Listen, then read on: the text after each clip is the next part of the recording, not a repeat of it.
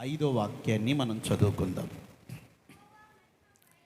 యెహోవా మహిమ బయలుపరచబడును, ఒకడును తప్పకుండా సర్వ శరీరులు దానిని చూచెదరు. ఏలాగున జరుగునని యెహోవా సెలవిచ్చుచున్నాడు. యెహోవా మహిమ బయలుపరచబడును, సర్వ శరీరులు తప్పకుండా ఆయన మహిమను చూస్తారు సెలవిచ్చుచున్నాడు అని మనం చూస్తున్నాం. భూమిని చీకటి కమ్ముతున్నది, యెహోవా మహిమ నీ మీద ఉదయించుచున్నది అని యెషయా గ్రంథంలోనే రాయబడింది. ఓ ప్రక్కన భూమిని చీకటి కమ్ముతూ వస్తున్నది, మరో ప్రక్కన దేవుని యొక్క మహిమ మన మీద ఉదయిస్తూ ఉన్నది.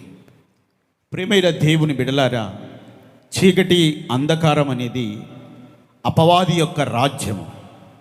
దేవుని మహిమ ఒక ప్రక్కన ఉదయిస్తున్నది, అది దేవుని యొక్క రాజ్యము. కనుక ఈ భూమి మీదకి అతి త్వరగా అపవాది యొక్క రాజ్యము రాబోతున్నది. దేవుని బిడలపైన ఆయన మహిమ ఉదయిస్తున్నది. మన చీకటిలో మనం ఉండకూడదు, దేవుని మహిమలో మనం ఉండాలి. దేవుని మహిమను మనం కలిగి ఉండాలి. కనుక ఆయన మహిమ మన మీద ఉదయించేటప్పుడు ఆ మహిమలో మనం ఉండాలి. సర్వ శరీరులు తప్పకుండా ఆయన మహిమను చూస్తారని మన వాక్యములో మనం గమనిస్తున్నాం. కనుక దేవుని యొక్క మహిమ మనము చూడాలి, ఆయన మహిమను మనం పొందాలి, ఆయన మహిమలో మనము జీవించాలి అనేదే దేవుని యొక్క ఉద్దేశం. దేవుడు మొదటి మానవుని మహిమలోనే ఉంచారు. దేవుని ఆజ్ఞని త్రోసివేసి మహిమను పోగొట్టుకొని శరీరములోనికి మనిషి వచ్చి ఉంటున్నారు. ప్రియమైన దేవుని బిడలారా, ఆ మనిషి మహిమకి దూరం అయిపోయారు. దేవుడిచ్చిన మహిమను మనిషి పోగొట్టుకున్నారు. తిరిగి మరలా అదే మహిమ మనం కలిగి ఉండాలి, ఆ మహిమలోనికి మనం రావాలని ప్రభువైన యేసుక్రీస్తు ఈ లోకానికి వచ్చారు. ఆయన ఈ లోకానికి వచ్చి తను ప్రార్థన చేసేటప్పుడు ఈ విషయమై ఆయన ప్రార్థన చేస్తారు. లోకము పుట్టుక మునుపు నీ యొద్ద నాకెట్టి మహిమ ఉన్నదో, నీ యొద్ద నాకెట్టి మహిమ ఉన్నదో అదే మహిమ మరలా నీవు నాకు అనుగ్రహించు, నన్ను మహిమపరచు అని యేసు ప్రభు తండ్రి దగ్గర ఆయన ప్రార్థన చేస్తున్నారు. నీవు నాకు అనుగ్రహించిన మహిమనే నేను వీరికి అనుగ్రహిస్తున్నాను. ప్రియమైన దేవుని బిడలారా, ప్రభువైన యేసుక్రీస్తుకు ఏ మహిమ అయితే ఇవ్వబడి ఉన్నదో అదే మహిమ ఆయన బిడలకు ఆయన అనుగ్రహిస్తున్నట్లుగా ఆయన ప్రార్థనలు చెప్తున్నారు. కనుక ఆ మహిమను మరలా మనం పొందాలని దేవుని వాక్యము మనకు సెలవిస్తుంది. దేవుని మహిమ బయలుపరచబడుతుంది. ఆయన మహిమ బయలుపరచబడే దినాలు కూడా ఆసన్నంగా ఉన్నాయి. కనుక సర్వ శరీరులు తప్పకుండా ఆయన మహిమను చూస్తారని దేవుడే సెలవిస్తున్నాడు. మనిషి ఎందుకు మహిమను పొందలేకపోతున్నాడు? ఎందుకు దేవుని మహిమను చూడలేకపోతున్నాడు? రోమాపత్రిక 3వ అధ్యాయము, రోమాపత్రిక 3వ అధ్యాయం 23వ వాక్యాన్ని మనం చదువుకుందాం. ఏ భేదము లేదు,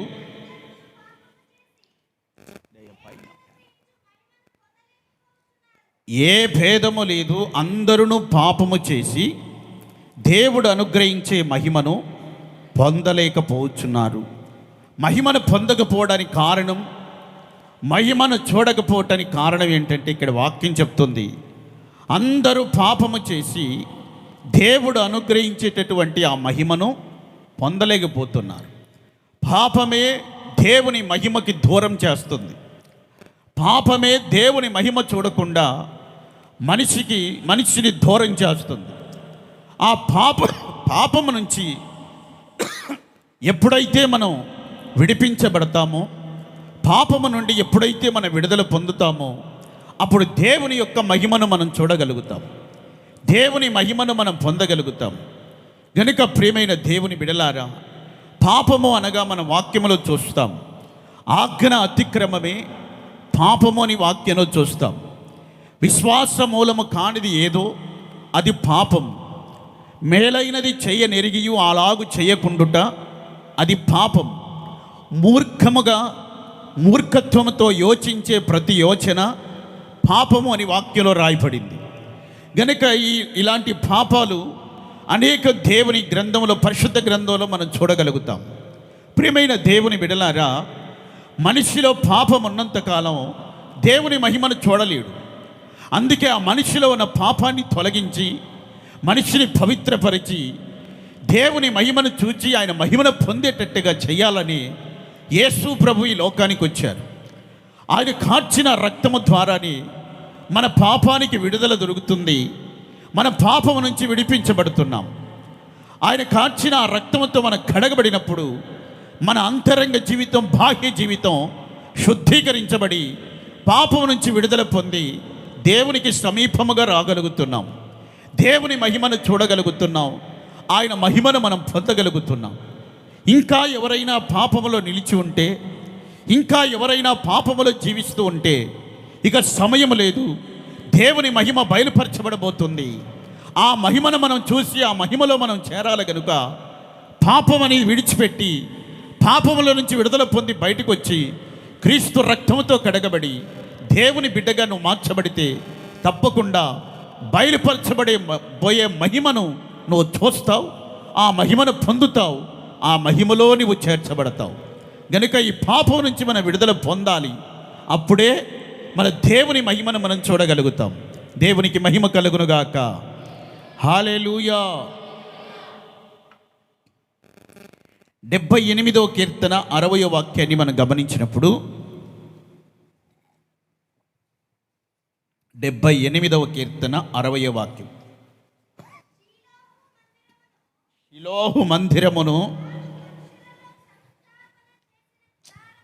షిలోహు మందిరమును తాను మనుష్యులలో సంస్థాపన చేసిన గుడారమును ఆయన విడిచిపెట్టెను. షిలోహులో ఉన్న మందిరాన్ని, ప్రజల మధ్యలో ఆయన స్థాపించిన గుడారాన్ని దేవుడు ఇక్కడ విడిచిపెట్టినట్లుగా చూస్తున్నాం. ఫీనెహాసు యొక్క భార్య, ఆమె ఒక కుమారుని కంటూ ఆమె ఏం చెప్పిందంటే, ఇశ్రాయేలీల నుండి ప్రభావం పోయింది, ఇశ్రాయేలీల దేవుని మహిమ పోయింది, గనుక ఇతనికి ఈకాబోదని పేరు అని పెట్టింది. ప్రియమైన దేవుని బిడలారా, షిలోహు మందిరములో ఉన్న మహిమ, షిలోహు మందిరములో ఉన్న దేవుని ప్రభావం షిలోహు మందిరాన్ని విడిచిపెట్టి బయటికి వెళ్ళినట్లుగా మనం చూస్తున్నాం. దేవుడు ఆ మందిరాన్ని విడిచిపెట్టినట్లుగా చూస్తున్నాం. ఎందుకు ఇక్కడ షిలోహు మందిరాన్ని దేవుడు విడిచిపెట్టాడు? ఆయన మహిమ ఎందుకు షిలోహు మందిరానికి దూరమైపోయింది? నేడు చాలామంది బిడలకి దేవుడు విడిచిపెట్టిన స్థితిలో మనం చూస్తున్నాం. దేవుని మహిమను, దేవుని ప్రభావమును కోల్పోయిన అనుభవాల్లో మనం చూస్తున్నాం.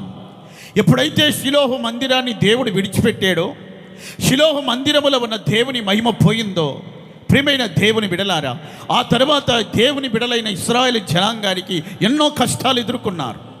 శత్రువుల చేత అనపబడుతూ వచ్చారు. బానిసత్వంలోనికి వెళుతూ వచ్చారు. ఎన్నో ఇరుకులు, ఇబ్బందులు ఎదురైనాయి. కష్టాల్లో నడిపించబడుతూ వచ్చారు. వాళ్ళు పండించిన పంట కూడా కడుపు నిండా ఆహారం తినడానికి కూడా లేకుండా శత్రువులు చేశారు. శత్రువుల చేత తరంబడుతూ వచ్చారు. కంటి మీద నిద్ర లేకుండా అక్కడక్కడ దాక్కుంటూ వచ్చారు. భయంకరమైన హింసలకు గురై దీన స్థితిలోకి నడిపించబడ్డారు. దీనికి కారణం ఏంటంటే దేవుని మహిమను కోల్పోయారు. దేవుని మహిమను పోగొట్టుకున్నారు. ఎందుకు దేవుడు షిలోహు మందిరాన్ని విడిచిపెట్టాడు? దేవుని బిడలైనటువంటి ఇశ్రాయేలు జనాంగం దేవుని ఆరాధన చేయకుండా ఎప్పుడైతే దేవుని విడిచిపెట్టి వారు ప్రక్కదారి పెట్టారో, ప్రియమైన దేవుని బిడలారా, అప్పుడే వారికి శ్రమలు విస్తరిస్తూ వచ్చాయి. యెహోవాను విడిచి వేరొకరిని అనుసరించి వారికి శ్రమలు విస్తరిస్తాయని వాక్యంలో రాయబడింది. అలాగే దేవుని విడిచారు, వేరొకరిని అనుసరించడానికి వాళ్ళు పూనుకున్నారు. శ్రమల్లోనికి వెళుతూ వచ్చారు. దేవుని మందిరంలో జరగవలసినటువంటి బలులు, దేవుని మందిరంలో జరగవలసిన బలులు కూడా విధి విధానాల ప్రకారం, క్రమ ప్రకారం జరగకుండా ఏలీ కుమారులే అడ్డుపడుతూ వచ్చారు. దేవుని మందిరానికి వచ్చినటువంటి ఆ స్త్రీలతో వారు అక్రమ సంబంధాలు పెట్టుకొని దేవుని మందిరాన్ని అపవిత్రపరుస్తూ వచ్చారు. దేవుని సన్నిధిలో జరగకూడని విషయాలు జరుగుతున్నప్పుడు, దేవుని మందిరములో జరగకూడని కార్యక్రమాలు జరుగుతున్నప్పుడు దేవుని మహిమ పక్కకి వెళ్ళిపోయింది. దేవుడు ఆ మందిరాన్ని విడిచిపెట్టాడు. ఆ తర్వాత మందసం ఫిలిస్తీన్లకు పట్టబడింది. ఒప్ని ఫీనెహాసులు ఏలీ కుమారులు ఇద్దరు మరణించారు. వారు మరణించారు, మందసం పట్టబడిందని ఏలికి ఆ వార్త తెలియగానే ఆయన కూడా వెనక్కి పడిపోయి మెడ విరిగిపోయి ఆయన చనిపోయాడు. ప్రియమైన దేవుని బిడలారా, అదే సమయంలో ఫీనెహాసు యొక్క భార్య చెప్తుంది, దేవుని మహిమ వెళ్ళిపోయింది. ఇశ్రాయేలు మధ్యలో నుండి, దేవుని మందిరములో నుండి దేవుని మహిమ ప్రభావం వెళ్ళిపోయింది. ఇక ఇశ్రాయేలుకు చీకటి దినాలు, ఇక ఇశ్రాయేలుకు భయంకరమైన పరిస్థితులు రాబోతున్నాయి. ప్రియమైన దేవుని బిడలారా, ఒకటి దేవుని మహిమను పొందకపోవటానికి కారణం పాపం. రెండోది దేవుని మందిరం, దేవుని మహిమ పొందకపోవడానికి కారణం పాపమైతే, మరొకటి దేవుని మహిమ పోవడానికి కారణం దేవుని విడిచిపెట్టి వేరొకరిని అనుసరించటం. దేవుని మందిరంలో జరగవలసినటువంటి కార్యక్రమాలన్నీ క్రమంగా జరగకపోవటమే దేవుని మహిమ వెళ్ళిపోయింది. ఉదయకాలం జరగవలసిన బలులు లేవు, సాయంకాలం జరగవలసిన నైవేద్యం లేదు. ప్రియమైన దేవుని బిడలారా, మందిరములో ఇలాంటి కార్యక్రమాలు ఎప్పుడైతే పోయినాయో జరగకుండా, అప్పుడే దేవుడు ఆ మందిరాన్ని విడిచిపెడుతున్నాడు. అప్పుడే అక్కడి నుంచి మహిమ వెళ్ళిపోతుంది. అయితే మనం దేవుని మహిమను పోగొట్టుకోకుండా, దేవుని ప్రభావాన్ని పోగొట్టుకోకుండా ఆయన మహిమ ప్రభావములో మనం నిలిచి ఉండాలి. ఆయన మహిమని, ఆయన ప్రభావాన్ని మనం అనుసరించాలి. ఆయన మహిమా ప్రభావంలో మనము ఉండాలని దేవుని యొక్క వాక్యం మనకు సెలవిస్తుంది. ప్రియమైన దేవుని బిడలారా, వాక్యంలో రాయబడింది 4వ అధ్యాయం ఫిలిప్పీ పత్రిక 19వ వాక్యాన్ని ఒకసారి చదువుకుందాం. 4వ అధ్యాయము 19వ వాక్యం ఫిలిప్పీ పత్రిక.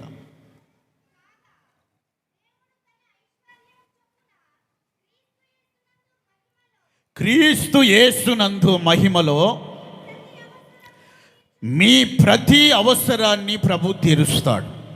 క్రీస్తు యేసునందు ఆయన మహిమలో మన ప్రతి అవసరం తీర్చబడుతుంది.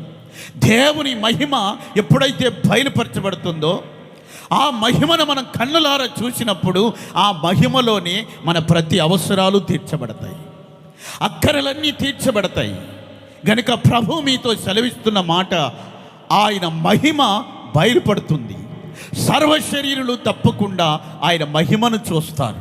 ప్రియమైన దేవుని బిడలారా, ఆయన మహిమను చూసినప్పుడు ఆయన మహిమలో మీ అక్కరలు, మీ అవసరతలన్నీ ప్రభు తీర్చబోతున్నాడు. దేవునికి మహిమ కలుగునుగాక.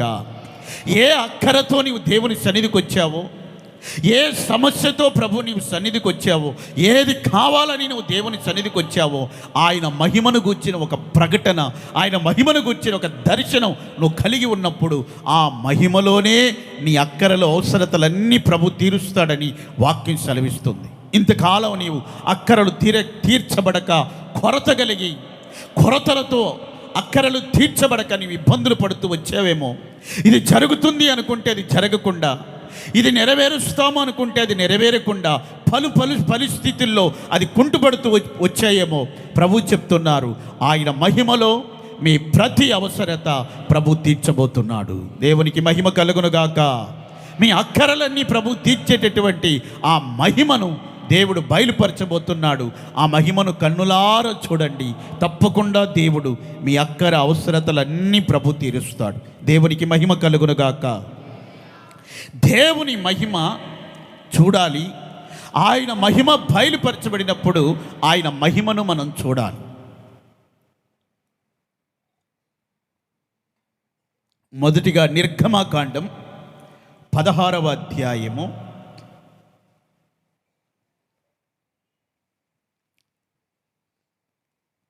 16వ అధ్యాయము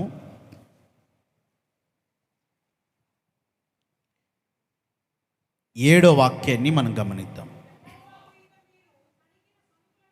యెహోవా మీద మీరు సనిగిన సనుగులను ఆయన వినుచున్నాడు. ఉదయమున మీరు యెహోవా మహిమను చూచెదరు. మేము ఏ పాటి వారము, మా మీద మీరు సనుగనేలా. ఉదయమున మీరు యెహోవా మహిమను మీరు చూస్తారు. 9వ వాక్యాన్ని మనం గమనించినప్పుడు,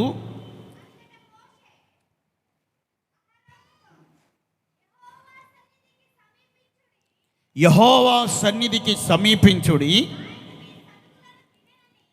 ఆయన మీ సనుగులు వినెనని నీవు ఇశ్రాయేలుల సర్వ సమాజముతో చెప్పుమని.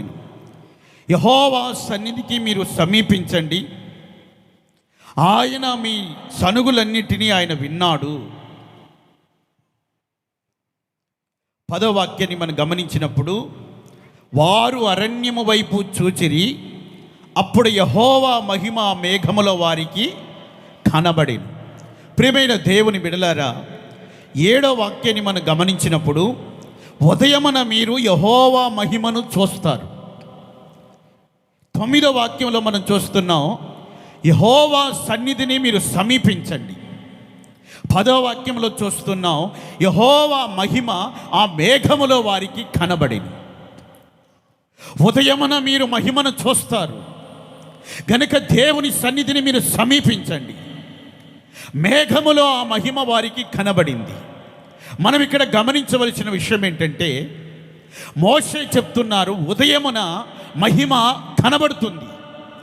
ఉదయమున మహిమ కనబడుతుంది కనుక ఆ ఉదయకాలం మనం ఏం చేయాలంటే దేవుని సన్నిధిని సమీపించాలి. ఉదయకాలం ఎవరైతే దేవుని సన్నిధిని సమీపిస్తారో వారికి ఆ మహిమ మేఘములో కనబడింది. ప్రియమైన దేవుని బిడలారా, మొదటిగా దేవుని మహిమ మనకు కనబడాలంటే ఉదయకాలమే మనము దేవుని సన్నిధిని మనం సమీపించాలి. ఉదయకాలము దేవుని సన్నిధిని మనం సమీపించినప్పుడు ఆ మహిమ మనకు కనబడుతుంది.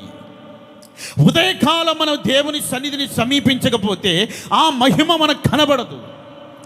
కొంతమంది ఉదయకాలం దేవుని సన్నిధిని సమీపించకుండా ఎండ పడిన తర్వాత, పొద్దు పైకి వచ్చిన తర్వాత, ఎండ కనబడిన తర్వాత, ఆ తర్వాత నిద్రలేసి ఆ తర్వాత వెళ్ళారు దేవుని మహిమ కనబడుతుందేమని. వాళ్ళకి ఏమీ కనబడలేదు. అందుకే మనం ఉదయకాలమే మన దేవుని సన్నిధిని సమీపించాలి.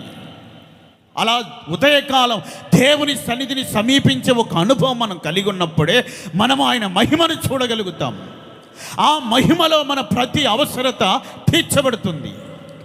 అందుకే దావీదు అంటాడు, దేవా నా దేవుడవు నీవే, వేకువనే నేను నిన్ను వెతుకుతాను అని చెప్తారు ఆయన. వేకువనే లేస్తాను, ఉదయకాలం నేను లేస్తాను, నీ సన్నిధిని నేను వెతుకుతాను, నీ బలమును నీ ప్రభావమును చూడాలని నేను ఎంతో ఆశతో ఉన్నాను. ప్రియమైన దేవుని బిడలారా, ఉదయకాలము దేవుని మహిమను చూడాలని, ఉదయకాలం ఆయన బలమును చూడాలని, ఆయన ప్రభావమును చూడాలని దావీదు చెప్తున్నారు. నేను ఎంతో ఆశతో ఉన్నాను. అందుకే ఉదయాన్నే లేచి నేను నిన్ను వేకువనే లేచి నిన్ను వెతుకుతాను.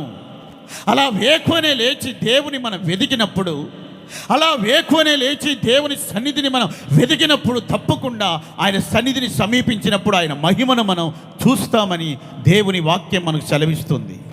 ప్రియమైన దేవుని బిడలారా, వేకువనే లేచారు ఇశ్రాయేలీయులు 7వ దినం. 7 మార్లు ఆ యెరికో కోట గోడల చుట్టూ వాళ్ళు తిరిగారు. ఆ వేకువజామునే వాళ్ళు కేకలు వేసి దేవుని స్తుతించారు. యెరికో కోట గోడలు కుప్పలా కూలిపోయినాయి. ఏ ప్రాకారం అయితే వారికి అడ్డుగా ఉన్నదో, ఏ ప్రాకారం అయితే వాగ్దానము చేసినటువంటి దేశాన్ని, వాగ్దాన ఫలాన్ని పొందకుండా అడ్డుగా ఉన్నదో, ఆ ప్రాకారం కూలిపోయింది. ఆ ప్రాకారం కూలిపోవడానికి దేవుని మహిమ అక్కడ వారికి కనబడటానికి కారణం ఏంటంటే వాళ్ళు వేకువనే లేచారు, దేవుని స్తుతించారు. అలా వేకువనే దేవుని సమీపించి ఆయన స్తుతించినప్పుడు అడ్డుగా ఉన్న ప్రాకారాలు కూలిపోతాయి. దేవుడు వారికి వాగ్దానం చేసిన ఆ దేశం, ఆ వాగ్దానం చేసినటువంటి ఆ ఫలాన్ని వాళ్ళు పొందాలంటే వేకువనే దేవుని సన్నిధిని వెదకాలి, దేవుని సన్నిధికి వచ్చి వెదకాలి. అలాంటి ఒక అనుభవం ఉన్నప్పుడే ఇలాంటి కార్యాలు జరుగుతాయి. నేడు చాలామంది జీవితంలో శత్రువు కోటగోడలు, సాతాను కట్టిన కోటగోడలు, దేవుని మహిమ కనబడకుండా, ఆయన ప్రభావం కనబడకుండా, ఆయన మహిమ కనబడకుండా సాతాను పెట్టిన అడ్డుగోడలు. ప్రియమైన దేవుని బిడలారా, అందుకే దేవుని ముఖదర్శనం చేయలేకపోతున్నారు. అవన్నీ కూలిపోవాలి. దేవుని మహిమను నువ్వు చూడాలి అంటే, నీ ప్రతి అవసరత ఆ మహిమలో తీర్చబడాలంటే వేకువని ఉదయాన్నే దేవుని సన్నిధిని సమీపించాలి, ఆయన వెదకాలి. అప్పుడే ఆయన మహిమను నువ్వు చూడగలుగుతావని దేవుని వాక్యం సెలవిస్తుంది. పెందల కడనే లేచి, ఇంకా చాలా చీకటి ఉండగానే పెందల కడనే లేచి ప్రజలు ఎక్కడికి వెళ్తున్నారంటే యేసు ప్రభు దగ్గరికి వెళ్తూ వచ్చారు. పెందల కడనే లేచి ప్రజలు యేసు ప్రభు దగ్గరికి వేకువనే లేచి వెళ్ళేవాళ్ళు, ఆయన వెతుకుతూ వెళ్ళేవాళ్ళు. ఎందుకో తెలుసునా? ఆయన దయగల మాటలు వినడానికి. ప్రేమైన దేవుని బిడ్డల, వేకువనే మనం దేవుని సన్నిధికి సమీపించి ఆయన మనం వెతికినట్లయితే ఆయన దయగల స్వరాన్ని మనం వింటాం, ఆయన దయగల మాటలు మనతో మాట్లాడతారు. కనుక ఆ వేకువనే దేవుని సన్నిధి వెతికే ఒక అనుభవం మనం కలిగి ఉన్నప్పుడే మనము ఆ మహిమను బయలుపరచబడబోయే ఆ మహిమను మనము చూడగలుగుతాం. దేవునికి మహిమ కలుగునుగాక. హల్లెలూయా. కనుక దేవుని మహిమను మనం చూడాలంటే ఉదయాన్నే దేవుని సన్నిధిని మనం సమీపించాలి. మరొక విషయాన్ని మనం గమనిద్దాం. నిర్గమాకాండము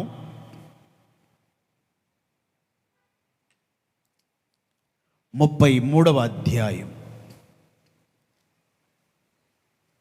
నిర్గమాకాండం 33వ అధ్యాయము 18వ వాక్యాన్ని చదువుకుందాం.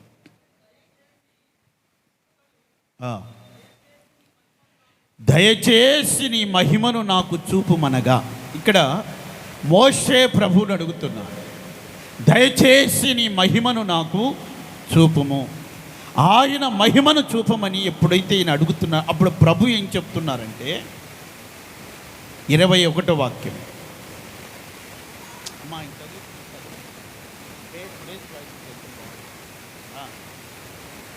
మరియు యెహోవా, ఇదిగో నా సమీపమున ఒక స్థలమున్నది, నీవు ఆ బండ మీద నిలవలెను.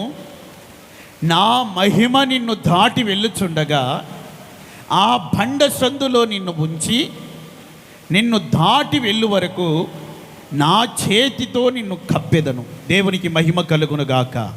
మోషే దేవుని సన్నిధిలో అడిగారు, దయచేసి నీ మహిమను నాకు చూపు, నీ మహిమను నాకు చూపమంటే దేవుడు చెప్తున్నారు, ఇదిగో సమీపముగా ఒక స్థలం ఉన్నది, సమీపంగా ఒక స్థలం ఉంది, అక్కడ ఒక బండ ఉంది, ఆ బండ మీద నువ్వు నిలవాలి, ఆ బండ మీద నువ్వు నిలవాలి.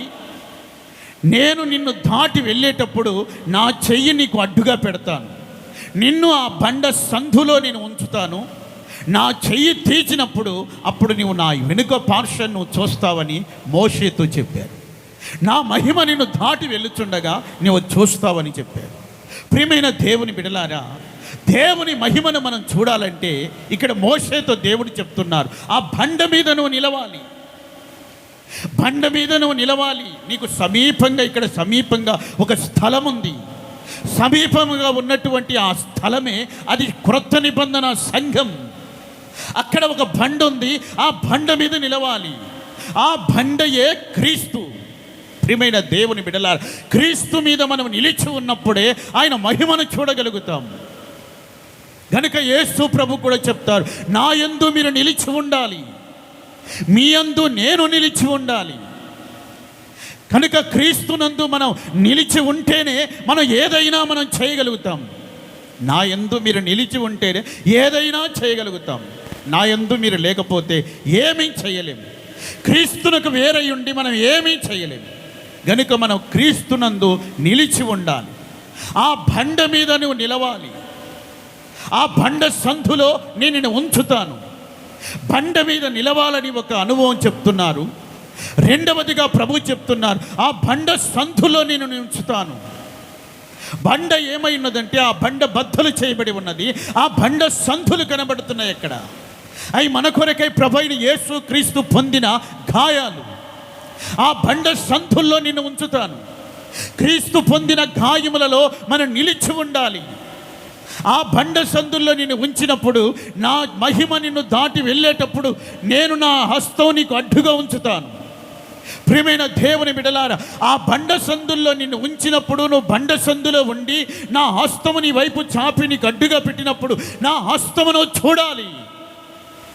దీని యొక్క అర్థం ఏంటంటే, బండ సందుల్లో ఉన్నప్పుడు దేవుడు తన హస్తమును అడ్డు పెట్టడం అనగా దేవుడు తన చిత్తమును ఆయనకు బయలుపరుస్తున్నాడు.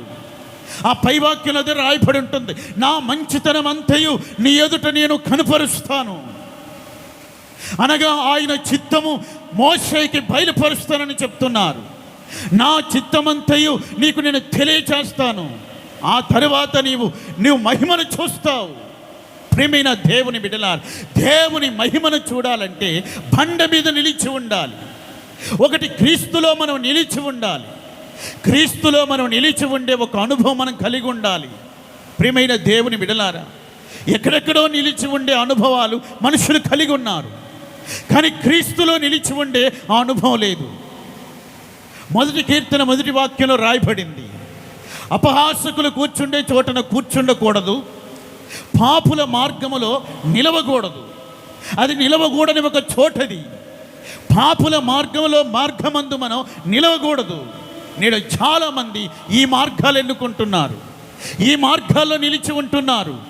ప్రియమైన దేవుని బిడ్డలారా, మనం నిలిచి ఉండవలసిన మార్గం ఒకటి చెప్తుంది. పురాతనమైన మార్గం ఏది అని విచారించి తెలుసుకొని అందులో నిలిచి ఉండండి. పురాతనమైన మార్గాలు కొన్ని ఉన్నాయి.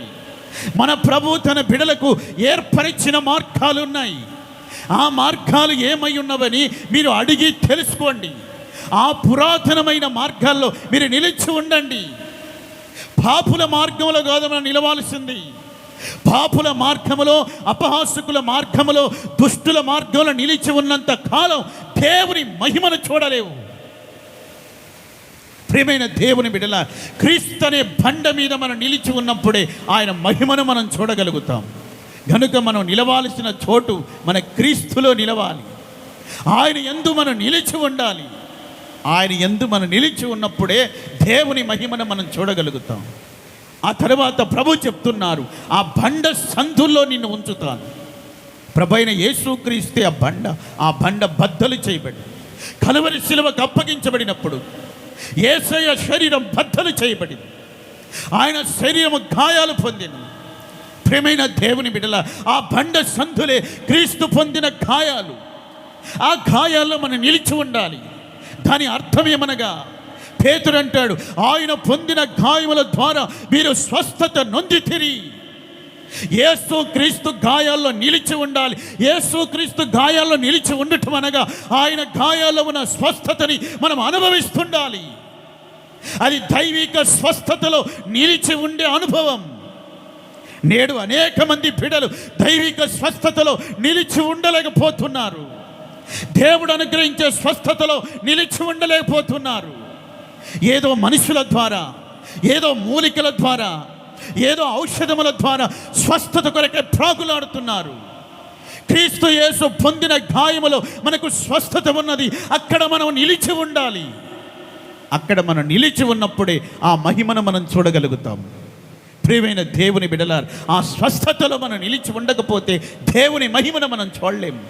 ఆ బండ సందుల్లో క్రీస్తు యేసు గాయాల్లో మనం నిలిచి ఉండాలి. ఆయన గాయాలు మాన్పాలని నీవు అనుకుంటే మాన్పలేవు.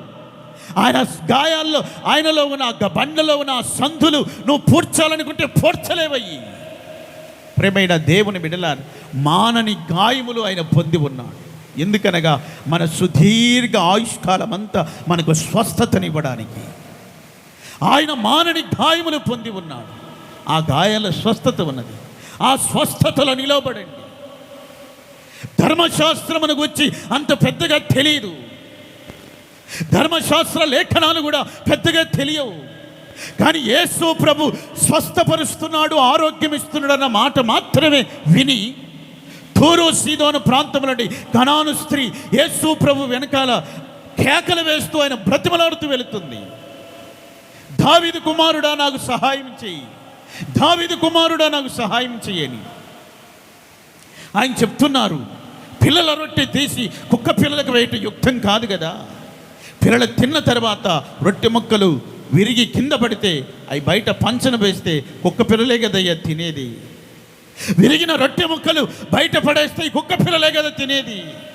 యేసు ప్రభు అన్నారు, ఇంత గొప్ప విశ్వాసం ఒక అన్ని జనుల్లో మధ్యలో ఉన్నటువంటి ఒక స్త్రీకి ఇంత గొప్ప విశ్వాసం. లేఖన సత్యములు తెలియదు, ధర్మశాస్త్రం తెలియదు, యేసు స్వస్థపరుస్తాడని మాత్రమే తెలుసు, ఆయన ఆరోగ్యం ఇస్తాడని మాత్రమే తెలుసు. అది కూడా ఆయన చెప్తున్నారు, ఇది పిల్లల కొరకు సిద్ధపరిచిన రొట్టె, ఇది ఈ స్వస్థత కుక్క పిల్లలకి వేయటం యుక్తం కాదు కదా. మిగిలిన మొక్కలు కుక్క పిల్లలే కదా తినేది. ప్రియమైన దేవుని బిడ్డల, ఇంత గొప్ప విశ్వాసం నీవు కోరినట్టే నీకు అవుతుంది అని చెప్పాడు. చాలా దూరం పరిగెడుతూ వెళ్ళింది, ఆయన సమాధానం ఇవ్వలేదు. వెనుదిరిగిందా? వెనుదిరగలేదు. అమ్మా, నువ్వు చాలా దూరం నుండి కేకలు వేస్తూ వస్తున్నావు కదా, ఆయన నీ మన ఆలకించటం లేదు, నువ్వు వెనుదిరుగు అంటే ఆమె వెనుదిరగలేదు. ఎందుకమ్మా ఆయన విసిగిస్తావు, ఎందుకు పరిగెడుతూ వస్తున్నావు? ఆయన సమాధానం ఇవ్వలేదు అంటే ఆమె చెప్తుంది, ఆయన సమాధానం ఇచ్చేంత వరకు నేను కేకలు వేస్తూనే ఉంటాను. దేవునికి మహిమ కలుగునుగాక. ఈరోజు చూడండి, మనిషి ఒకసారి ప్రార్థన చేస్తాడు, స్వస్థత రాకపోతే వెనుదిరుగుతాడు. 4-5 సార్లు ప్రార్థన చేస్తాడు, స్వస్థత రాకపోతే వెనుదిరుగుతాడు. కానీ ఆమె అలా వెనక్కి వెళ్ళిపోలేదు. ఆయన నిలిచేదాకా, శిష్యులు ఆయన ఆపేదాకా, ఆయన నిలిచేదాకా, తనతో మాట్లాడేదాకా కేక వేస్తూనే ఉంది ఆమె. నాకు సహాయం చెయ్యి, నాకు సహాయం చెయ్యి. ఆయన నిలిచాడు, ఆమెకు సహాయం చేశాడు. ఆమె కుమార్తె స్వస్థత నుండి ఆరోగ్యం పొందుతుంది. ఆయన గాయములలో, ఆ బండ సందుల్లో నీవు నిలిచినప్పుడే నువ్వు మహిమను చూడగలుగుతావు. ఆ బండ సందుల్లో నిలిచినప్పుడే మహిమను చూడగలుగుతావు. ఆయన హస్తం మోషేకి అడ్డుగా పెట్టాడు. ఆయన చిత్తమంతా కూడా మోషేకి తెలియచేశాడు. నా మంచితనం అంతా కూడా నీకు నేను తెలియచేస్తాను. ప్రియమైన దేవుని బిడ్డల, దేవుని యొక్క చిత్తము మనము తెలుసుకోవాలి. ఆయన చిత్తము తెలుసుకొని ఆయన చిత్తము చేయుటకు మనం సమర్పించుకోవాలి. ఆయన చిత్తం మనం సంపూర్ణముగా నెరవేర్చాలి. అదే దావీదు అంటాడు, నీ చిత్తము చేయుట నాకు సంతోషం. దేవుని చిత్తము చేసే విషయంలో మనం సంతోషించాలి. దేవుని చిత్తం చేయడానికి సనుగులు అవసరం లేదు, దేవుని చిత్తం చేయడానికి గొనుగులు అవసరం లేదు. దేవుని చిత్తం సనుక్కుంటూ గొనుక్కుంటూ చేయకూడదు. దేవుని చిత్తము సంతోషంతో మనం చేయాలి. ఆయన చిత్తం మనం సంతోషంతో చేసినప్పుడే ఆయన మహిమ ప్రత్యక్షత అనేది మనకు అనుగ్రహించబడుతుంది. దేవునికి మహిమ కలుగునుగాక. హల్లెలూయా. దేవుని మహిమను చూడాలంటే ఆ బండ మీద నిలవాలి, ఆ బండ సందుల్లో ఉండాలి, ఆయన చిత్తమును గుర్చిన ఒక ప్రకటన పొందుకోవాలి. అప్పుడే దేవుని యొక్క మహిమను మనం చూడగలుగుతాం. మరొక విషయాన్ని మనం గమనిద్దాం. నిర్గమాకాండము 24వ అధ్యాయం.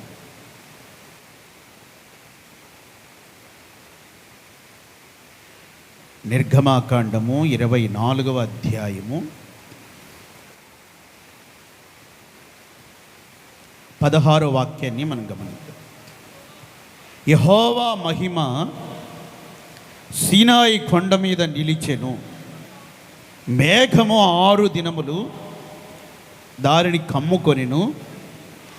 7వ దినమున ఆయన ఆ మేఘములో నుండి మోషేను పిలిచినప్పుడు, తర్వాత వాక్యాలు కూడా, యెహోవా మహిమ ఆ కొండ శిఖరము మీద దహించు అగ్ని వలె ఇశ్రాయేలీల కన్నులకు కనబడిను. యెహోవా మహిమ సీనాయి కొండ మీద నిలిచెను. 6 దినాలు మేఘము ఆ కొండని కమ్ముకొనిను. 7వ దినమున ఆయన ఆ మేఘములో నుండి మోషేని పిలిచినప్పుడు యెహోవా మహిమ ఆ కొండ శిఖరం మీద దహించు అగ్ని వలె ఇశ్రాయేలీలకు కనబడినట్లుగా చూస్తున్నాం. మోషే ఆ కొండ మీదకి వెళ్ళిపోయినప్పుడు దేవుని మహిమ సీనాయి పర్వతం మీదకి దిగి వచ్చింది. ఆ సీనాయి పర్వత శిఖరం మీద దేవుని మహిమ కమ్ముకొని ఉంది. ఇశ్రాయేలీలందరూ ఆ మహిమను చూచారు. మోషే ఆ మహిమలోనికి వెళ్ళారు, కొండ మీద దేవుని సన్నిధికి వెళ్ళారు. ఇశ్రాయేలీలందరూ ఆ మహిమను చూచారు. ఇక్కడ మహిమను చూసింది ఎవరంటే ఇశ్రాయేలీయులు మహిమను చూచారు. దేవునికి మహిమ కలుగునుగాక. ఎవరు చూశారు ఆ మహిమని? ఇశ్రాయేలీయులు అందరూ ఆ మహిమను చూశారు. ఇశ్రాయేలు అనే పేరుకు అర్థం ఏంటంటే పోరాడి గెలుచుట. ఇశ్రాయేల్ అనే పేరుకి అర్థము పోరాడి గెలుచుట. ఇశ్రాయేలీయులందరూ ఆ మహిమను చూశారు. అంటే దాని అర్థం ఏంటంటే మనం పోరాడినప్పుడే, జయించినప్పుడే ఆ మహిమను మనం చూడగలుగుతాము. పోరాడి ఓడిపోతే మహిమను చూడలేము. పోరాడి జయించినప్పుడే మహిమను చూడగలుగుతాం. ఇశ్రాయేలు అలా పోరాడి జయించడానికి కారణం ఏంటి? ఇశ్రాయేలు అలా పోరాడి జయించడానికి కారణం ఏంటంటే ఇశ్రాయేలు గురించి కొన్ని విషయాలు రాయబడ్డాయి. ఏం రాయబడ్డాయంటే నతానియేలు యేసు ప్రభు దగ్గరికి వచ్చేటప్పుడు యేసు ప్రభు అంటాడు, ఇతడు నిజముగా ఇశ్రాయేలీయుడు, ఇతడు నిజముగా ఇశ్రాయేలీయుడు, ఇతని యందు ఏ దోషము లేదు. ఇశ్రాయేలు అంటే అర్థం ఏంటో తెలుసునా? ఏ దోషము లేదు అతనిలో, ఏ కపటము లేదు ఆయనలో. ఇతని యందు ఏ కపటము లేదు.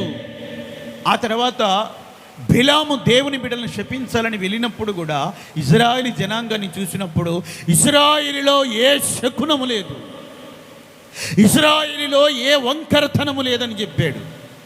ఇశ్రాయేలులో ఏ దోషము, ఏ కపటము లేదు. ఇశ్రాయేలులో ఏ శకునము లేదు. ఇశ్రాయేలులో ఏ వంకరతనము లేదు. ప్రియమైన దేవుని బిడ్డలారా, ఇశ్రాయేలు మహిమను చూడటానికి కారణం ఏంటి అంటే ఏ కపటం లేదు. ఇశ్రాయేలులో కపటం లేదు కనుకనే వాళ్ళు మహిమను చూడగలిగారు. మనిషిలో కపటం అనేది ఉంటే మహిమను చూడలేము. ప్రియమైన దేవుని బిడ్డలారా, నేడు చాలామంది కపట సహోదరులు ఉన్నారు.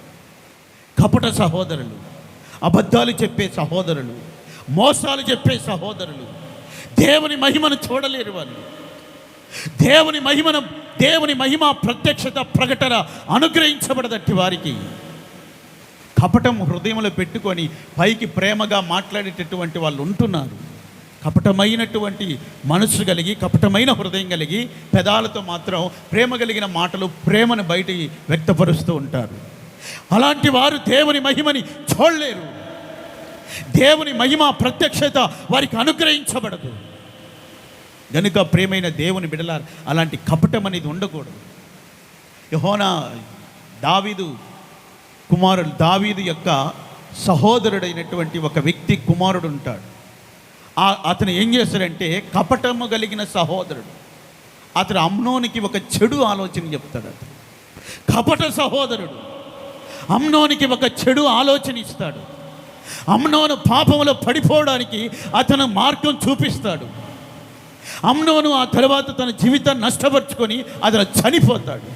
ప్రేమైన దేవుని బిడ్డల, కపట సహోదరులు, కపటం కలిగినటువంటి సహోదరులు ఉంటే తప్పుడు ఆలోచనలు ఇచ్చి తప్పుడు మార్గాలు చూపిస్తారు, తప్పుదారి పట్టిస్తారు. ఆ తర్వాత జీవితాన్ని పతనం చేస్తారు, జీవితాన్ని పాడు చేస్తారు. అమ్నోను దావీదుకు పెద్ద కుమారుడు. దావీదు యొక్క సింహాసనం అమ్నోను తర్వాత అధిష్ఠించాలి.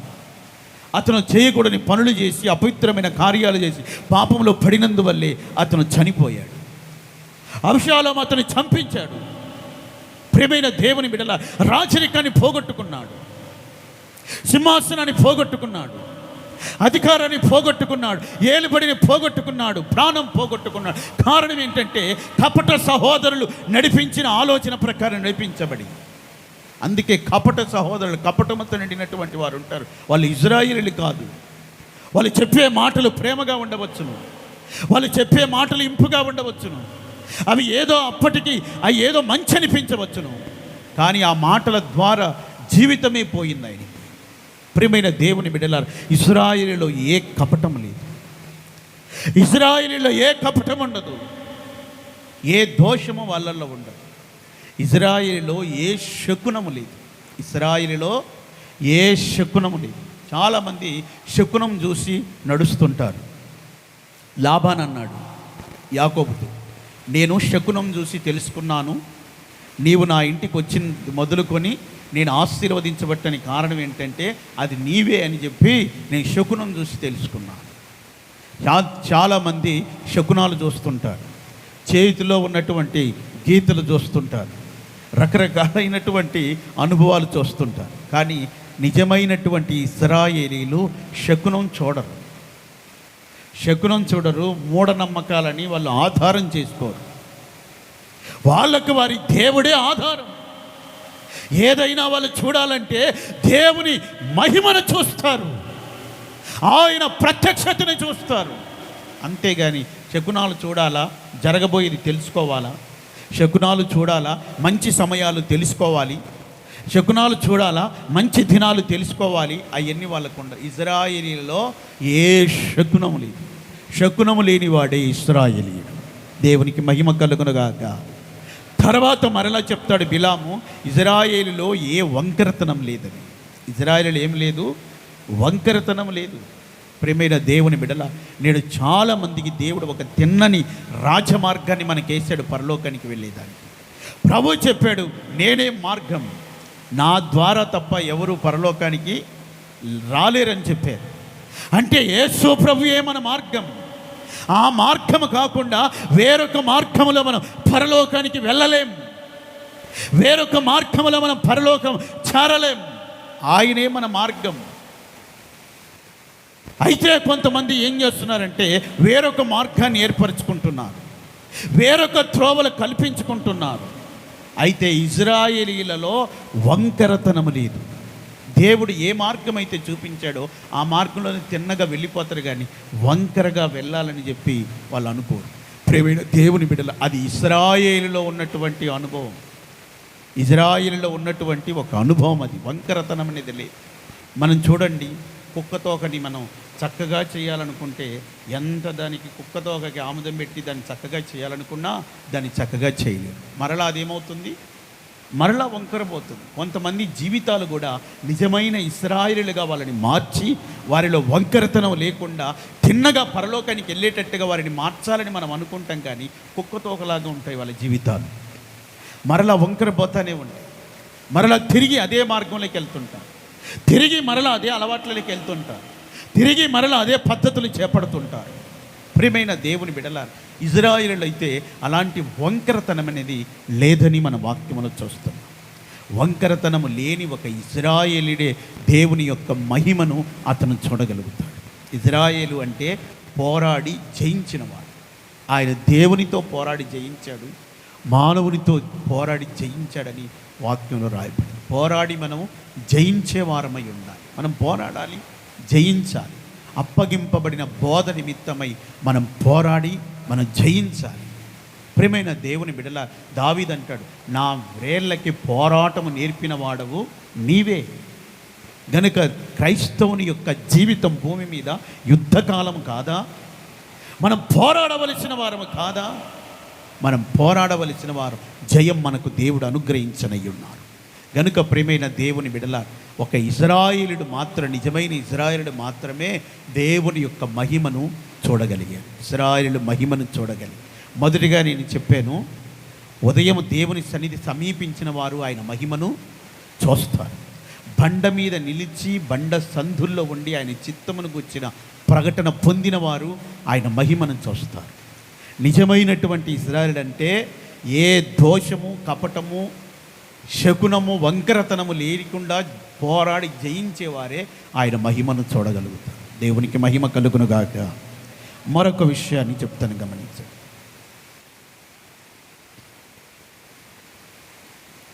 రాజుల మొదటి గ్రంథము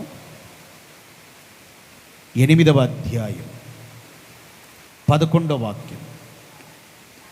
రాజుల మొదటి గ్రంథం 8వ అధ్యాయము 11వ వాక్యం.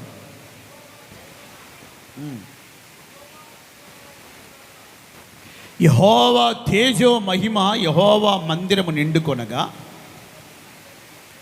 ఆ మేఘమున్న హేతువు చేత యాజకులు కూడా ఆ మహిమ ముందు నిలవలేకపోయారని మనం చూస్తున్నాం. దేవుని మందిరముని ఇక్కడ ఆయన మహిమ నిండుకున్నట్లుగా చూస్తున్నాం. ప్రియమైన దేవుని బిడ్డలారా, ఇది సొలొమోను కట్టిన మందిరం. ఒకసారి బిగ్గరగా హల్లెలూయా అని చెప్పండి. మరొకసారి చెప్పండి. దేవుని మహిమ నేను చూడాలన్న వాంఛగలిగిన వారందరూ చెప్పండి. దేవుని మందిరమును ఆయన మహిమ నిండుకొనగా యాజకులు కూడా అక్కడ సేవ చేయటానికి నిలవలేకపోయారు. ప్రజలందరూ ఆ మహిమను చూశారు. దేవుని మందిరాన్ని నిండుకున్న తేజో మహిమను చూశారు. ప్రియమైన దేవుని బిడ్డలారా, ఈ మందిరమును ఆ మహిమ ఆ విధంగా నిండుకోవడానికి కారణం ఏంటంటే, ఆ మందిరం సొలొమోను ఆ మందిరానికి పునాదులు వేసి ఆ మందిరాన్ని నిర్మించినట్లుగా మనం చూస్తాం. దావీదే ఈ మందిరం కట్టాలని ఉద్దేశం కలిగి ఉన్నాడు. దేవుడు చెప్పాడు, నాకొక ఆలయము మందిరం కట్టాలన్న ఉద్దేశం నీకున్నది, అది మంచిది. అయితే ఆ ఆలయము మందిరం కట్టడం అది నీ వలన కాదు, నీ చేతులు యుద్ధాలు చేసి అనేకుల శత్రువుల యొక్క రక్తాన్ని ఒలికించిన చేతులు గనుక నీవు నా మందిరానికి పునాది వేయకూడదు. నీ గర్భవాసాన ఒక కుమారుడు పుడతాడు, అతడు నా మందిరము నా ఆలయము నిర్మిస్తాడు. సొలొమోను పుట్టి ఆయన పెరిగినప్పుడు దేశములో యుద్ధాలు లేకుండా నెమ్మది పొందింది దేశం. అలా యుద్ధాలు లేకుండా నెమ్మది పొందినప్పుడు శత్రువు లేకుండా దేశమంతా కూడా నెమ్మదిగా ఉన్నారు. ప్రజలందరూ కూడా అంజురపు చెట్ల కింద, ద్రాక్ష చెట్ల కింద, ఒలివ చెట్ల కింద నిర్భయముగా నివసిస్తూ వచ్చారు. శత్రువు అన్న భయమే లేకుండా ప్రజలు నెమ్మదిగా ఉన్నారు. అలాంటి సమయంలో సొలొమోను మందిరానికి పునాది వేశారు. అంటే దేశమంతా కూడా ఒక నెమ్మది. సొలొమోను అంటేనే సమాధానం అని అర్థం. ప్రియమైన దేవుని బిడ్డలారా, ఒక సమాధానం అనేది మనం కలిగి ఉన్నప్పుడే దేవుని మహిమ ప్రత్యక్షత అనేది బయలుపరచబడుతుంది. సమాధానం అనేది లేకుండా మనం అసమాధానంతో ఉంటే దేవుని యొక్క మహిమ ఆ ప్రత్యక్షత మనం పొందలేము. గనుక మనకు కావాలి సమాధానం కావాలి. అందుకే పౌలు చెప్తారు ఎబ్రీ సంఘానికి, అందరితో సమాధానం కలిగి ఉండడానికి ప్రయత్నించండి అని. అది చాలా కష్టతరం. అందుకే ఆయన చెప్తున్నాడు, ప్రయత్నం చేయండి, ప్రయత్నించండి. అందరితో మీరు సమాధానం కలిగి ఉండాలి. అందరితో మనం సమాధానం కలిగి ఉన్నప్పుడే మహిమను గూర్చిన ఒక ప్రకటన, మహిమను గూర్చిన ఒక ప్రత్యక్షత బయలుపరచబడుతుంది. అందుకే ఆ సమాధానం అవసరం. యేసు ప్రభు కూడా ఆయన మొదటి ప్రసంగంలోనే సమాధానాన్ని గురించి ఆయన మాట్లాడాడు. సమాధానపరచు వారు ధన్యులు, వారు దేవుని యొక్క కుమారులు అనబడతారు. సమాధానం కలగచేసేవాళ్ళు దేవుని కుమారులు. సమాధానాన్ని పోగొట్టే వాళ్ళు, సమాధానం దూరం చేసేవాళ్ళు, వాళ్ళు దేవుని కుమారులని పిలువబడ్డారు. ఆయన సేవలో కూడా సమాధానం కలిగి వెళ్ళు, సమాధానం కలిగి వెళ్ళు అని చెప్తూ వచ్చాడు. ఆయన పునరుద్ధానుడైన తర్వాత కూడా మీకు సమాధానం కలుగునుగా అని చెప్పాడు. ఆయన సేవలు సమాధానకరమైన పరిచర్యలు. దేవునికి మహిమ కలుగునుగాక. గనుక మనము సమాధానం కలిగి ఉన్నప్పుడే ఆయన మహిమను మనం చూడగలుగుతాం. ఇంకా మనం గమనించినప్పుడు అక్కడ ఆ రాజుల మొదటి గ్రంథంలోనే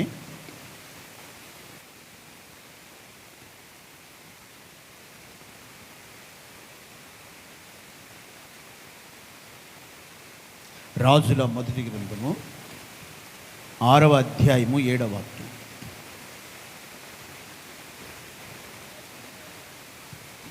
బిగ్గరగా చదువు, గట్టిగా చదువు.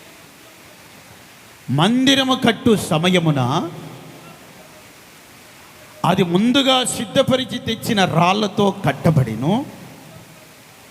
మందిరము కట్టు స్థలమున సుత్తే, గొడ్డలి మొదలైన ఇనుప పనిముట్ల ధ్వని ఎంత మాత్రం వినబడి. ఆ మందిరం కట్టేటప్పుడు ఒకటి సమాధానం ఉంది. రెండవదిగా ఆ మందిరం కట్టేటప్పుడు ముందుగా సిద్ధపరిచి తీసుకొని వచ్చినటువంటి రాళ్లతో ఆ మందిరం కట్టబడింది. మందిరము కట్టే స్థలములో సుత్తె కానీ, గొడ్డలి కానీ, ఇనుప పనిముట్ల శబ్దం ఏది వినబడలేదు. ఇనుప పనిముట్ల శబ్దం ఏది వినబడలేదు మందిరము కట్టే సమయంలో. ప్రియమైన దేవుని బిడ్డలారా, ఆ మందిరం కట్టడానికి రాళ్ళన్నీ కూడా ముందుగా సిద్ధపరిచి తీసుకొచ్చిన రాళ్ళే. అప్పటికప్పుడు అక్కడ సిద్ధపరచలేదు ఆ రాళ్ళు. ఆ రాళ్లను మలచడానికి వాటిని గొడ్డలితో కానీ, సుత్తితో కానీ అక్కడ కొట్టినటువంటి శబ్దం వినబడలేదు. ఒక సుత్తి శబ్దం కానీ, ఒక గొడ్డలి శబ్దం కానీ, ఒక ఇనుప పనిముట్ల శబ్దం కానీ ఏమీ వినబడలేదు. చూడండి, చాలామంది దేవుని మందిరం కట్టేటప్పుడు అక్కడ ఎన్నో శబ్దాలు వినిపిస్తుంటారు. ఇది ఇక్కడ ఎందుకంట, ఈ మందిరం ఇక్కడ ఎందుకు కట్టాలి, ఇది ఎందుకు ఇక్కడ కట్టాలి, అక్కడ కట్టాలి అని మనుషులు ఎన్నో మాటలు వినబడుతుంటాయి. ఎన్నో సనుగుతుంటారు, ఒక ప్రక్కన ఎన్నో గొనుగుతుంటారు. నేనే మందిరం పని చెయ్యాలా, వాళ్ళు మందిరానికి వస్తున్నా వాళ్ళు రారా, మీరు రారా, వాళ్ళు రారా, వాళ్ళు చేయరా, వీళ్ళు చేయరా. ప్రియమైన దేవుని బిడ్డలారా, సనుగులు గొనుగులు ఇలాంటి శబ్దాలన్నీ వినబడుతుంటాయి. కానీ సొలొమోను మందిరం కట్టేటప్పుడు ఏ శబ్దం వినబడలేదు. అక్కడ ఏ గొడ్డలి శబ్దం వినబడలేదు, ఏ ఇనుప పనిముట్ల శబ్దం వినబడలేదు. అక్కడ అవి ముందుగా సిద్ధపరిచి తీసుకొచ్చిన రాళ్లతో కట్టబడింది. అందుకే దేవుని యొక్క మహిమ అక్కడికి దిగి వచ్చింది. ఆ మహిమను ప్రజలు చూశారు. సమాధానంగా ఉన్నప్పుడు పునాదులు వేశాడు. ఏ శబ్దాలు లేకుండా మందిరాన్ని కట్టి నిర్మించాడు. దేవుని తేజో మహిమ మందిరము నిండు కొనగా ఆ మందిరమంతా మహిమతో నింపబడినప్పుడు సర్వజనులు ఆ మహిమను చూచరి, ఆ మహిమను గుర్చిన ఒక ప్రకటన వాళ్ళు పొందుకున్నారు. నేడు దేవుని మందిరాల్లో మహిమ లేదు, దేవుని మందిరాల్లో మహిమ కనబట్టలేదంటే సమాధానం లేదు. శుద్ధి శబ్దాలు ఊరికి శుద్ధి కొడుతుంటారు కొంతమంది. గొడ్డలి శబ్దాలు ఊరక న్యాయం కావాలని చెప్పి గొడ్డలి న్యాయం కావాలని పోరాడుతుంటారు. ఇనుప పనిముట్లు, ప్రియమైన దేవుని ఏ శబ్దం వినబడలేదు. ఇలాంటి సనుగులు గొనుగులు ఉన్న దగ్గర దేవుని మందిరం కట్టబడితే అక్కడ దేవుని మహిమ ఎలా కనబడుతుంది? ప్రియమైన దేవుని బిడ్డలారా, ఏ శబ్దం లేకుండా ఏ సనుగులు లేకుండా మందిరం కట్టబడింది కనుకనే దేవుని యొక్క మహిమను ప్రజలు చూడగలిగారు. కనుక దేవుని మహిమ చూడాలంటే మనలో సమాధానం ఉంటుంది. ఏ సనుగులు గొనుగులు అనేది మనలో ఉండకుండా ఉంటే దేవుని మహిమను మనం చూడగలుగుతాం. దేవునికి మహిమ కలుగునుగాక. ఇంకొక మాట చెప్పి నేను ముగిస్తాను. యోహాను సువార్త 11వ అధ్యాయం, యోహాను సువార్త 11వ అధ్యాయము 40వ వాక్యం. నీవు నమ్మిన ఎడల దేవుని మహిమను చూతువని నేను నీతో చెప్పలేదా? నీవు నమ్మిన ఎడల దేవుని మహిమను చూస్తావని నేను నీతో చెప్పలేదా? యేసు ప్రభు చెప్తున్నా. ప్రియమైన దేవుని బిడ్డలారా, నువ్వు నమ్మితే దేవుని మహిమను చూస్తావు. నమ్మితే మనలో ఉన్న ఒక నమ్మకాన్ని బట్టి మన దేవుని మహిమను చూస్తాం. ఇది నేను చేయగలనని నీవు నమ్ముచున్నావా? ఇది నేను చేయగలనని నువ్వు నమ్ముతున్నావా? అవును ప్రభువా, నేను నమ్ముతున్నాను, అపనమ్మకం లేకుండా చేయనా. ప్రియమైన దేవుని బిడ్డల, దేవుడు ఒక అద్భుతం చేశాడు. అక్కడ ప్రభు యొక్క మహిమను చూచాడు. నమ్మితే దేవుని మహిమను చూస్తాం. నమ్మిన వారి ద్వారా మహిమగల ఎన్నో కార్యాలు జరుగుతాయి. నమ్మిన వారి ద్వారా ఈ సూచక క్రియలు జరుగుతాయని చెప్పాడు ప్రభు. తేళ్ళు పాములు వాళ్ళు ఎత్తి పట్టుకున్నా వాళ్ళకి ఎంత మాత్రం హాని కలగదు. వాళ్ళు విషమే పానం చేసినా, చేదునే పానం చేసినా వారి ప్రాణానికి హాని కలగదు. వారు దయ్యములను వెళ్ళగొడతారు, అద్భుతాలు చేస్తారు, రోగులను స్వస్థపరుస్తారు. కారణం దేవుని మీద ఉన్న నమ్మకం బట్టి. నమ్మితే ఇలాంటి గొప్ప కార్యాలు జరుగుతాయి. దేవుని మహిమను చూస్తాం. కనుక మనం ఏం చేయాలంటే దేవుని మీద ఒక నమ్మకం అనేది మనం కలిగి ఉండాలి. ఆ నమ్మకం మనం కలిగి ఉన్నప్పుడే ఆ మహిమను చూస్తాం. లాజరు చనిపోయాడు, 4 రోజులైంది. యేసు ప్రభు అక్కడికి వచ్చాడు. ముందే కబురు పెట్టి రోగంతో ఉన్నప్పుడే ఆయన రావడం ఆలస్యమైంది. ఆయన రాలేదు. చనిపోయినాక 4 రోజులకి యేసు ప్రభు వచ్చాడు. మార్త వెళ్ళి, నీవు ఇక్కడ ఉన్నట్టయితే నా సహోదరుడు చనిపోయేవాడు కాదు. ఇప్పుడైతే ఏమైంది మార్త? నేను చనిపోయినా సరే నీ సహోదరుని నేను లేపుతానంటే నా తమ్ముడు లెగిస్తాడు, కానీ అంత్య దినాన మృతులు పునరుద్ధానం పొందేటప్పుడు లెగిస్తాడు అని చెప్పి. అప్పుడు యేసు ప్రభు దానికి కూడా చెప్పాడు, నేనే పునరుద్ధానం, నేనే జీవం. ఆ పునరుద్ధానం ఎవరో కాదు, అంత్య దినాన పునరుద్ధానం ఎవరో కాదు, ఆ పునరుద్ధానం నేనే. అప్పుడు జీవింపజేసే ఆ జీవం నేనే. ఇప్పుడు నేను ఇక్కడే ఉన్నాను, పునరుద్ధానాన్ని ఇప్పుడే నేను లేపుతానని చెప్పాడు. ప్రియమైన దేవుని బిడ్డలారా, నీవు నమ్మితే దేవుని యొక్క మహిమను చూస్తావు. నమ్మక మాత్రం ఉంచు, దేవుని మహిమను చూస్తావు. దేవుని మీద ఒక నిండు నమ్మకం మనం ఉంచినప్పుడు తప్పకుండా మహిమ కలిగిన కార్యాలు మీరు చూడబోతున్నారు. ఆ మహిమ కలిగిన కార్యాలే ప్రభు చేయబోతున్నారు. ఆ మహిమలోనే మీ అవసరతలన్నీ తీర్చబడబోతున్నాయి. అవును ప్రియమైన దేవుని బిడ్డల, ఒక మహిమ కలిగినటువంటి ఒక కార్యం మనం చూడాలంటే దేవుని మీద మనకు ఒక నమ్మకం ఉండాలి. ఆ నమ్మకాన్ని బట్టే ప్రభు మన ఎడల గొప్ప కార్యాలు జరిగిస్తాడని వాక్యం చెప్తుంది. కనుక మనం దేవుని మీద ఒక నమ్మకం, ఒక పరిపూర్ణమైన నమ్మకం ఉంచాలి. ఏదో అరకొరగా ప్రభు మీద నాకు నమ్మకం ఉంది, ఆ నమ్మకంతోనే నాకు అన్ని కార్యాలు జరగాల, దేవుని మహిమను చూడాలంటే అది జరగదు. పూర్ణముగా పరిపూర్ణముగా మన నమ్మకం ఉంది.